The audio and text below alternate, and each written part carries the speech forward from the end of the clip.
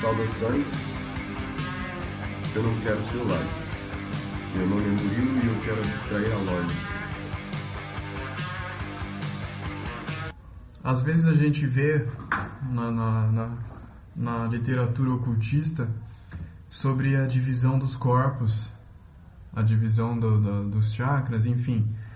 E a gente tem a divisão de 7 e a gente tem a divisão de 5. Que a gente tem os 7 chakras, os 7 Elohim, os 7 planetas, as 7 cores, enfim. E a gente tem os 5 elementos, o pentagrama, a gente tem o quinto corpo, o verbo, enfim. Por que será que a gente divide?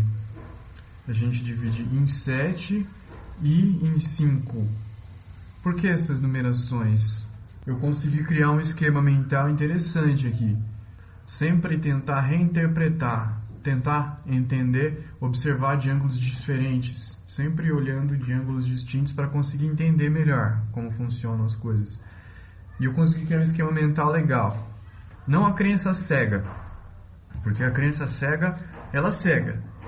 Mas é importante a fé, porque a fé ajuda a gente a identificar as forças que existem por trás das formas.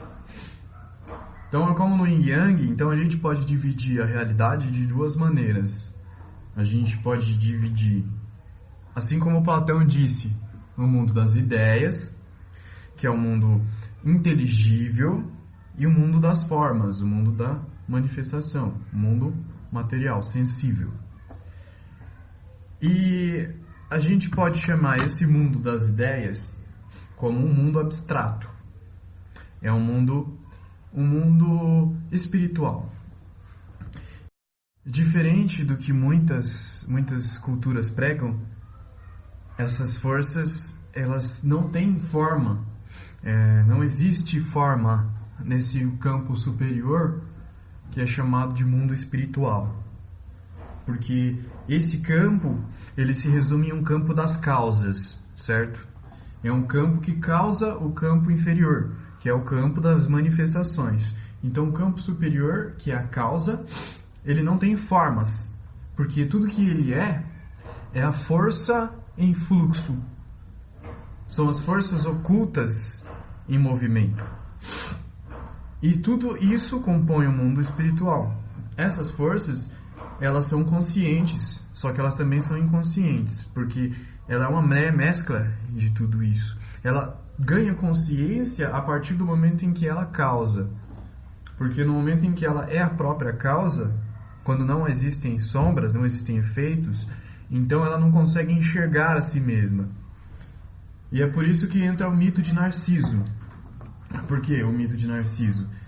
A ideia é que Narciso olha para o reflexo, se apaixona e então é que ele cai na prisão da matéria. Ou seja, o reflexo ele é essencial, é fundamental para permitir que a divindade ou entidade, as entidades ou a divindade consiga se enxergar através das formas, certo? O que acontece é a divindade ou a consciência, ela acaba se apegando às formas, ela cria, causa as formas e ela acaba se apegando às formas e se iludindo de que as formas são reais e que ela é parte daquelas formas e que existe todo um contexto, toda uma história e tal, quando na realidade ela em si é anterior a isso, ela é superior a isso. Porque ela está no campo das causas. Ela é o mundo espiritual. Ela é o mundo espiritual. Ela é um e todos ao mesmo tempo. Então, aí o que acontece? É importante a gente fazer o sincretismo religioso. Por quê? Porque as religiões, ao decorrer da história, assim como a ciência, assim como a filosofia, assim como a arte e assim por diante, todas as outras disciplinas vieram no intuito de tentar compreender a realidade e tentar explicar a nossa realidade. E aí o que acontece? As religiões que trabalham na parte de compreensão dessas forças espirituais, então ela começa a catalogar tais forças espirituais. O que são essas forças espirituais? Essas forças, elas são interpretadas por nós como vícios e virtudes, que são os dois lados, o lado positivo e o lado negativo dessas forças. Então a gente consegue sentir essas forças como as virtudes e como os pecados. Lembra dos 7 pecados? Os 7 pecados capitais? O que são os 7 pecados capitais? Os 7 pecados capitais nada mais são do que as forças espirituais em um seu aspecto mais puro, só que num ponto negativo, num ponto ausente. E é esse ponto ausente que vai trazer o desejo. O desejo em si, ele vai ser uma sensação que nos levará a nos movimentar em busca da satisfação de tal desejo. E é exatamente essa força que produz esse desejo que acaba movimentando a gente, que é o que faz a gente se mexer. Porque se não houvessem essas forças, então nada nos moveria. Então, os pecados, os 7 pecados, são na realidade as forças motrizes que a vida manifesta. São as forças que nos movem. O problema é quando existe uma sobrecarga de satisfação desse desejo. Porque eles são o quê? São indícios. Os desejos são indícios de que está faltando ou em excesso. Assim como na filosofia oriental, na filosofia do I Ching, do Yin Yang e assim por diante, tudo se resume no equilíbrio das duas forças, ou do excesso ou da falta, ou do Yin ou do Yang. Então, o que acontece? Sendo os pecados a força motriz, então elas vão nos mover. Se nós satisfazemos essas forças de uma forma equilibrada, então esses pecados eles acabam se invertendo e se transformando em virtudes. Mas para que a gente consiga fazer isso, consiga compreender essas forças e aprender a identificar os desejos que nos levam ao equilíbrio e os desejos que nos levam ao desequilíbrio, aí é preciso a consciência espiritual. É preciso a evolução espiritual, como diria o Davi. Só que essa evolução espiritual é um despertar gradual que ele pode se expandir e se retrair. Ele não é algo definitivo que vai expandir e não vai retrair nunca. Ele retrai sim, porque isso faz parte do movimento. Ele vai se expandir, permitindo que a consciência acorde e tome poder, se empodere das causas, e depois ele vai se retrair, fazendo com que a consciência caia no inconsciente e se perca nos efeitos. Mas isso é natural, como dia e noite, produzindo movimento, produzindo transformação, produzindo avaliação, o que impede a estagnação, o que impede o tédio. Impede a força que nos causa o tédio, que é, na verdade, uma força desequilibrada. Entende?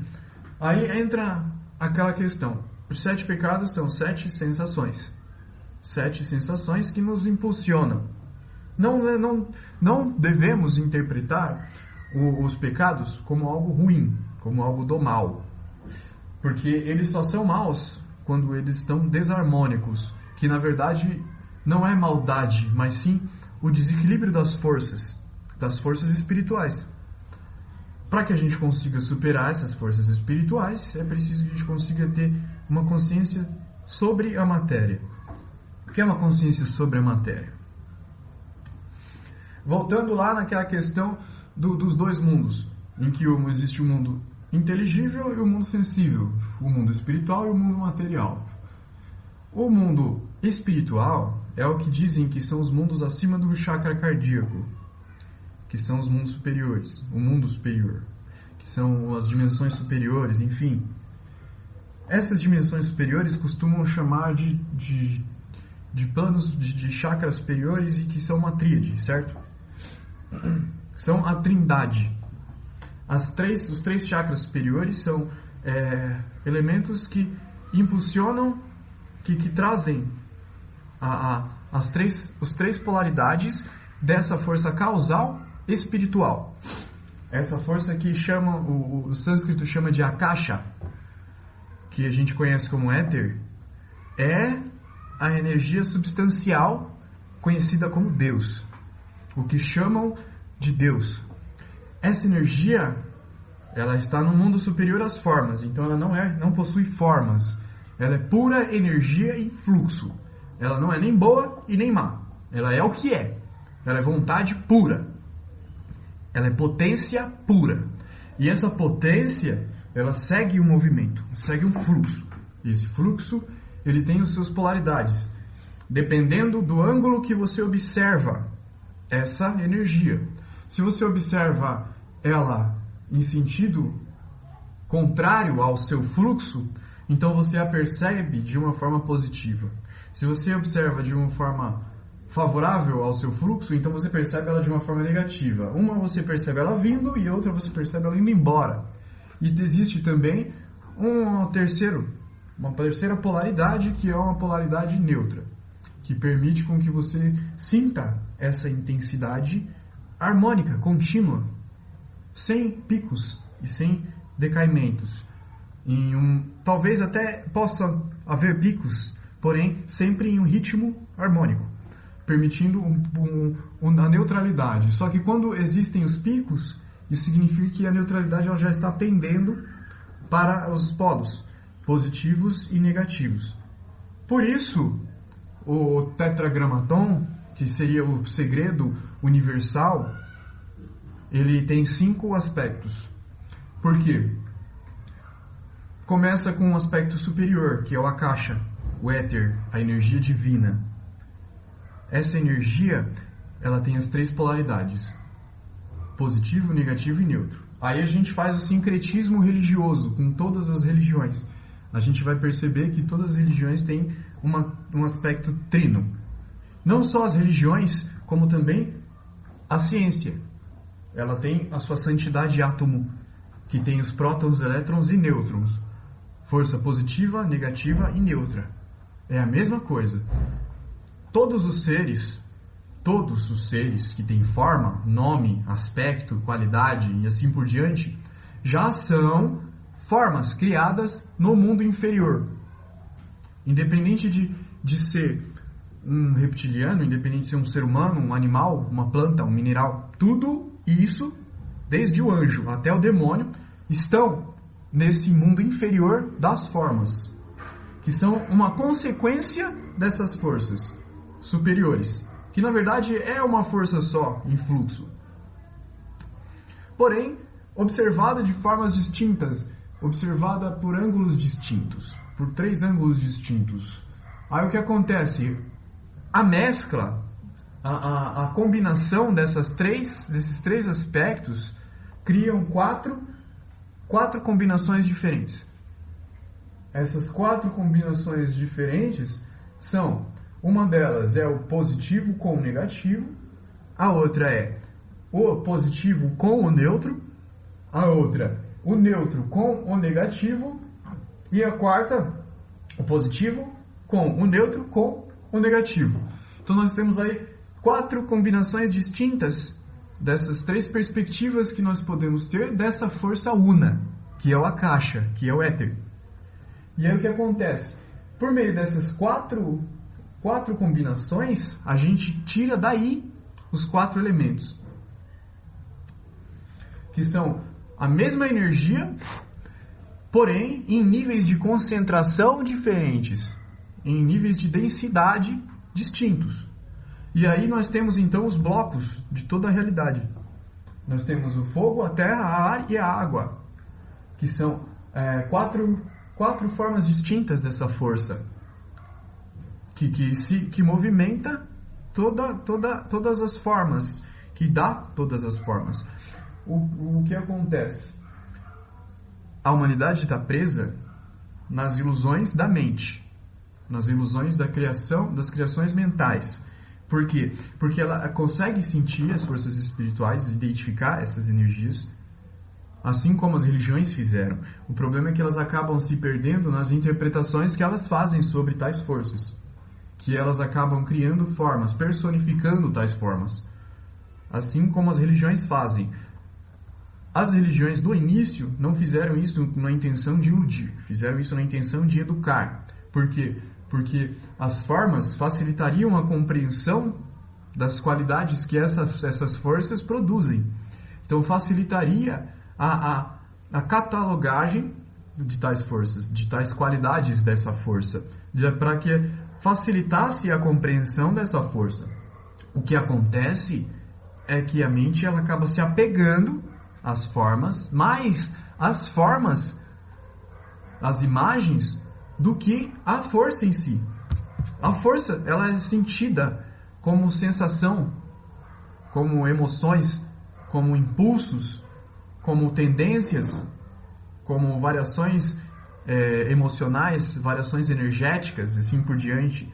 Só que, para que a gente consiga compreender o campo superior, que é o campo espiritual, que é o campo causal, é um campo abstrato, um campo ausente de formas, a gente precisa destruir todos os apegos que a gente cria sobre as formas.